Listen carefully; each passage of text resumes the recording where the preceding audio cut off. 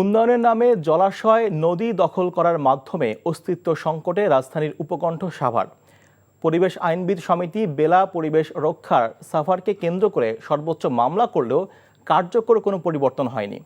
সকালে সাভারে ওয়াইএমসি অডিটোরিয়ামে বাংলাদেশ পরিবেশ আইনবিদ সমিতি আয়োজিত অস্তিত্ব সংকটে সাভারের জলাশয় নদী ও পরিবেশ করণীয় শীর্ষক আলোচনা সভায় একথা বলেন বক্তারা।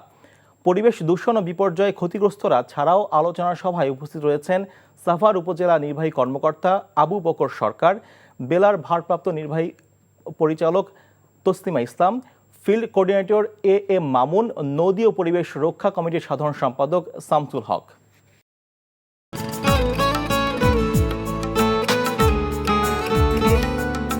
আপনার নামটা? নীলা। রাহুল। ওকে, এই মেয়েটারে তোর ভাবি সবাই কেমন লাগবে? আপনাকে না বলছে আমাকে ফলো না করতে? ফলো কেন করতেছিলেন? আপনাকে দেখতে ইচ্ছে করে আমার, আপনার সাথে কথা বলতে ইচ্ছে করে। আমি কি করবো ঠিক বুঝতে পারছি না। ওরে বাবা, ওই মেয়ে, অথচ তারে তুমি চিনো না? হ্যাঁ,